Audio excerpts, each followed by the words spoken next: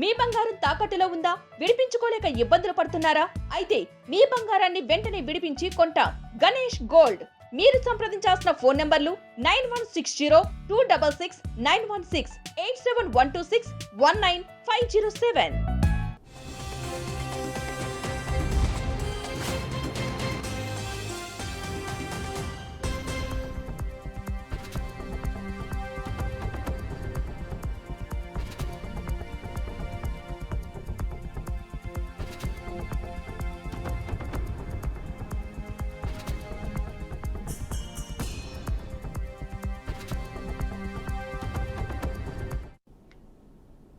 కాపు ఉద్యమ నేత YCP party senior నాయకులు ముద్రగడ పద్మనాభం అనారోగ్యం పాలయ్యారు. అయితే ముద్రగడ అనారోగ్యం పాలు కావడంతో వైఎస్ జగన్మోహన్ రెడ్డి ఆయన ఆరోగ్యంపై ఆరా తీశారు. ఇందులో భాగంగానే ముద్రగడ కుమారుడు గిరిబాబుకు ఫోన్ కూడా చేశారు వైఎస్ఆర్ జగన్. ఈ సందర్భంగా ముద్రగడ ఆరోగ్యంపై వివరాలు తెలుసుకున్నారు. అత్యవసరమైతే కాకినాడ నుంచి హైదరాబాద్కు ఎయిర్ లిఫ్ట్ చేయాలని కూడా సూచనలు చేశారు జగన్మోహన్ రెడ్డి. ఎయిర్ లిఫ్ట్ కు తాను సహకారం అందిస్తానని కూడా హామీ ఇచ్చారు. అస్వస్థత నుంచి ఇప్పుడిప్పుడే ముద్రగడ కోలుకుంటున్నారు. ఆయనను వైసీపీ నేతలు వంగ గీత, జగ్గిరెడ్డి లాంటి నేతలు అందరూ పరామర్శించారు.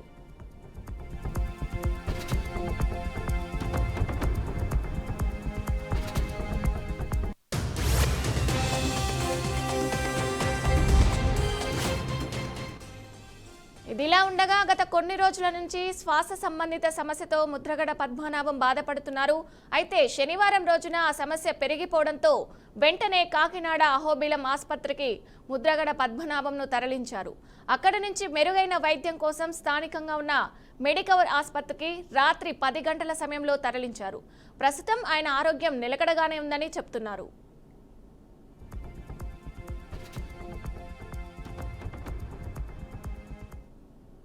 ఇదే అంశానికి సంబంధించి మరింత సమాచారం మా ప్రతినిధి నందిని అందిస్తారు. నందిని, కాపు ఉద్యమ నేత వైసీపీ పిఎస్ సభ్యులు అలాగే మాజీ మంత్రి ముద్రగడ పద్మనాభం ఆరోగ్యంపై ఆ పార్టీ అధ్యక్షుడు మాజీ సీఎం జగన్మోహన్ రెడ్డి కూడా ఆరా తీశారు. ఏదైతే ముద్రగడ అప్పటి వరకు కూడా పార్టీలో చురుగ్గా ఉన్నారు, ఆయన మాజీ మంత్రిగా కూడా పనిచేశారు, కాపు ఉద్యమంలో కూడా కీలక పాత్ర పోషించారు.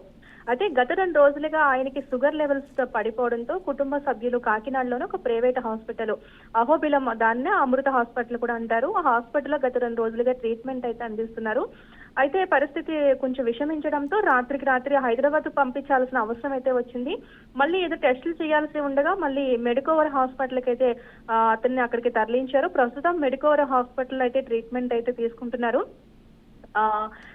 ఏదైతే ముద్రగడ పద్మనాభానికి ముందు నుంచి కూడా క్యాన్సర్ ఉందని ఆమె కూతురు ఎవరైతే ఉన్నారో క్రాంతి కూడా ఆరోపణలు కూడా చేశారు. అయితే ముద్రగడ దానికి కూడా కౌంటర్ ఇచ్చారు, నాకు ఎటువంటి క్యాన్సర్ లేదని. కానీ ఆయన క్యాన్సర్ ఉన్నట్లుగా కూడా వైద్యుల నుంచి కూడా సమాచారం అయితే అందుతుంది. అలాగే ఆయనకి క్యాన్సర్ తో పాటు అలాగే షుగర్ లెవెల్స్ తో పాటు బీపీ కూడా డౌన్ అయిపోవడంతో, అలాగే ఏదైతే కిడ్నీకి సంబంధించి డయాలసిస్ కూడా జరుగుతున్నట్టుగా అయితే బంధువుల నుంచి కూడా సమాచారం అయితే అందుతుంది. ఇప్పటికే ముద్రగడ పద్మనాభం ఆరోగ్య పరిస్థితిపై మాజీ సీఎం జగన్ కూడా ఆరా తీశారు. అలాగే వైసీపీ నేతలంతా కూడా హాస్పిటల్ కి అయితే చేరుకుంటున్నారు. ఆయన ఆరోగ్య పరిస్థితి ఏ విధంగా ఉంది, మామూలుగా చెప్పాలంటే ఆయన ఒక మాజీ మంత్రిగా చేశారు, ఎమ్మెల్యేగా చేశారు. సో ఆయన బులెటిన్ ని కూడా విడుదల చేస్తుంటే ఎప్పటికప్పుడు ఈ పరిస్థితితో ఉండదు. హాస్పిటల్ చుట్టూ అంతా కూడా వైసీపీ నేతలంతా కూడా అతను పరామర్శించడానికి అయితే వెళ్తున్నారు. అలాగే తాజాగా పెద్దాపురం నియోజకవర్గం ఎమ్మెల్యే మాజీ హోంమంత్రి నిమ్మగడ్డ చినరాజప్ప కూడా అక్కడే అతని ముద్రగడను కూడా కలిసినట్టుగా కూడా సమాచారం అయితే అందుతుంది. అయితే ప్రస్తుతానికి అయితే వారి కుటుంబ సభ్యులతో పాటు గిరి కూడా ఉన్నారు. ఎవరైతే ముద్రగడ కూతురు ఉన్నారో క్రాంతి, ఆమె జనసేనలోకి వెళ్లారు. తర్వాత తండ్రికి కూతురికి గొడవలు రావడము, వారి మధ్య కుటుంబ కలహాలతో అయితే చాలా రోజులు కూడా అవాయిడ్ చేశారు. అయితే ఆమెకి సమాచారం అందడంతో హుటాహుటిన ఆదివారం ఉదయం మెడికోవర్ హాస్పిటల్ కూడా వెళ్లారు. అయితే హాస్పిటల్ తర్వాత అక్కడ సెక్యూరిటీ కూడా ముద్రగడ కూతురు కాబట్టి లోపలికి అనుమతించారు. అయితే తండ్రిని దగ్గరికి ఇంకా వెళ్ళక ముందే అక్కడ ఎవరైతే తన సోదరుడు గిరి ఉన్నారో గిరి అక్కడ ఘర్షణ పడి తనను పంపించడం కూడా జరిగింది. ఆమె తన తండ్రిని చూడకుండానే వెనక్కి వచ్చాననే బాధ కూడా ఆమెలో ఉన్నట్టు కూడా తెలుస్తుంది. ప్రస్తుతానికైతే అక్కడికంతా కూడా నేతలంతా కూడా చేరుకుంటున్నారు. అంటే ప్రస్తుతానికి ఆయన ఆరోగ్య పరిస్థితి నిలకడగా ఉందని చెప్తున్నప్పటికీ కూడా హైదరాబాద్ యశోద హాస్పిటల్ కి తరలించే ప్రయత్నాలు అయితే జరుగుతున్నాయి. అంటే ప్రస్తుతానికి టెస్టులు జరుగుతుంది. డయాలసిస్ అయిన తర్వాత పరిస్థితిని బట్టి చికిత్స ఇక్కడ అందుతున్న తీరును బట్టి లేదంటే హైదరాబాద్ కూడా యశోదలో కూడా బెడ్ ని కూడా రెడీ చేసినట్లుగా సమాచారం. ఈ రోజు సాయంత్రానికి కానీ లేదంటే రేపు ఉదయం కానీ హైదరాబాద్ కూడా తరలించే అవకాశాలు అయితే ఎక్కువగా కనిపిస్తున్నాయి. Okay, right, thank you Nandini.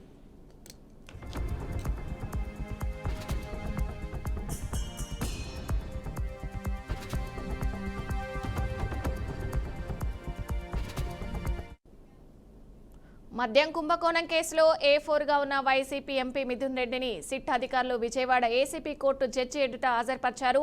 అంతకుముందు సిట్ కార్యాలయం నుంచి విజయవాడ ప్రభుత్వ ఆసుపత్రికి తీసుకెళ్లారు.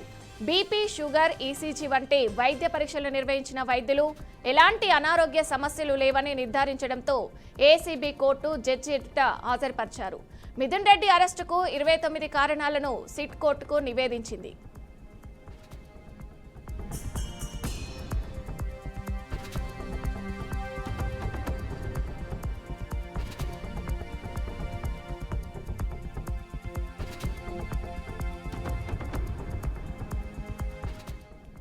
సిట్ తరపున న్యాయవాది కోటేశ్వరరావు, మిథున్ రెడ్డి తరపున సీనియర్ న్యాయవాది నాగార్జునారెడ్డి వాదనలు వినిపించాయి.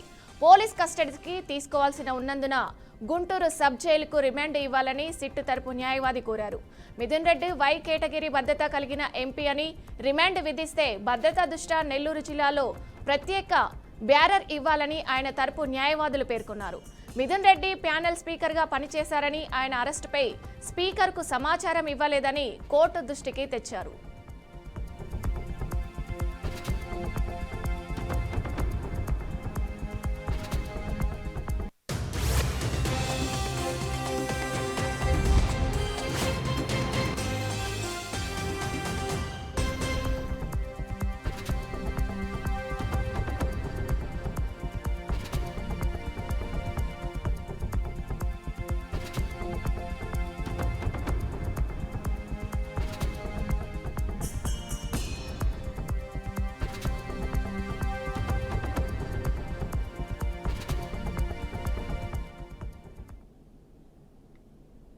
తెలంగాణలోని వివిధ ప్రాంతాల్లో వర్షాలు కురుస్తున్నాయి.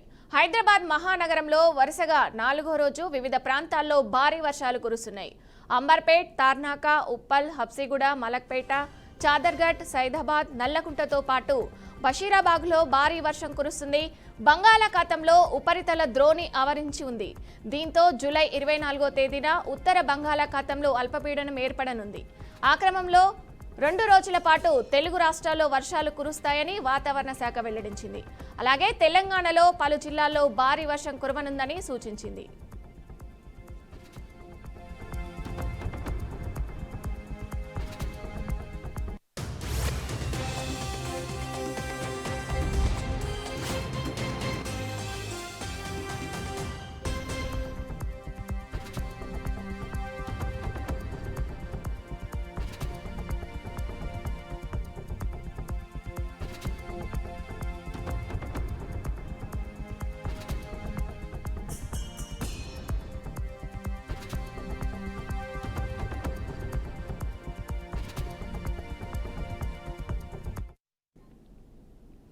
అనంతపురం జిల్లా ఉరవకొండ నియోజకవర్గానికి చెందిన పలువురు అనారోగ్యంతో బాధపడుతున్న లబ్ధిదారులకు సీఎంఆర్ఎఫ్ కింద మంజూరైన 22 లక్షల రూపాయల చెక్కును టీడీపీ సీనియర్ నేత పయ్యావుల శ్రీనివాస్ పంపిణీ చేశారు.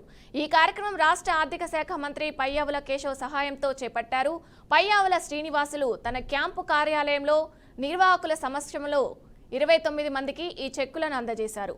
ఆరోగ్య సమస్యలతో బాధపడుతూ ఆసుపత్రుల చుట్టూ తిరుగుతున్న నిరుపేదలకు సీఎం సహాయ నిధి ఎంతో ఉపశమనం కలిగిస్తుందని ఆయన పేర్కొన్నారు. పేదల సంక్షేమానికి ఇది ఎంతగానో దోహదపడుతుందని, మరిన్ని లబ్ధిదారులకు ఈ సాయాన్ని అందించడమే తాము కృషి చేస్తున్నామని తెలిపారు. ఈ కార్యక్రమంలో పలువురు పార్టీ నాయకులు, లబ్ధిదారులు పాల్గొన్నారు.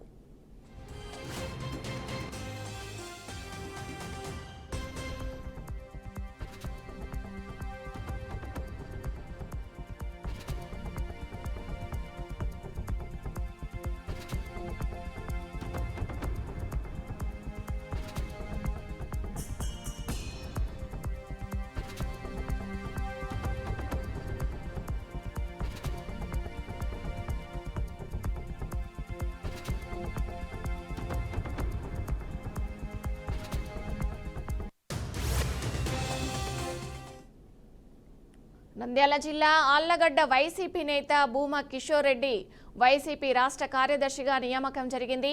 వైసీపీ నేత అధినేత జగన్మోహన్ రెడ్డికి, జిల్లా నాయకులకు, కార్యకర్తలకు కృతజ్ఞతలు తెలిపారు. పెద్దిరెడ్డి మిథున్ రెడ్డి అరెస్టు రాజకీయ కక్ష సాధింపు అన్నారు. తప్పుడు విచారణలు, అక్రమ అరెస్టులు లేని లిక్కర్ స్కామ్ను సృష్టించి అరెస్టులు చేయిస్తున్నారన్నారు. కూటమి ప్రభుత్వంలో నడుస్తున్న రెడ్ బుక్ రాజ్యాంగాన్ని రాష్ట్ర ప్రజలు గమనిస్తున్నారు.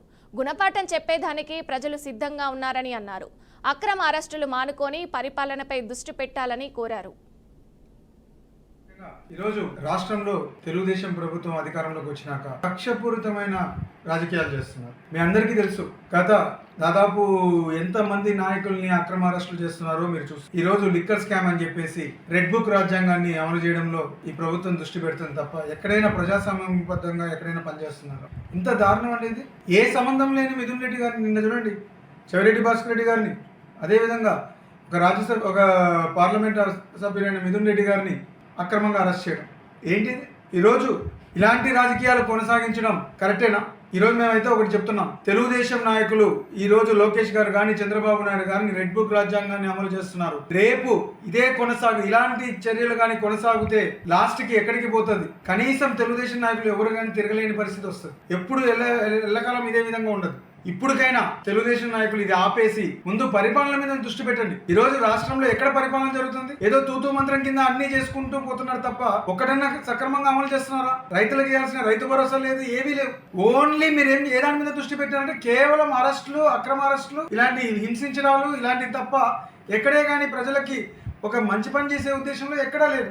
ఇప్పటికైనా ఇవన్నీ మానుకోండి.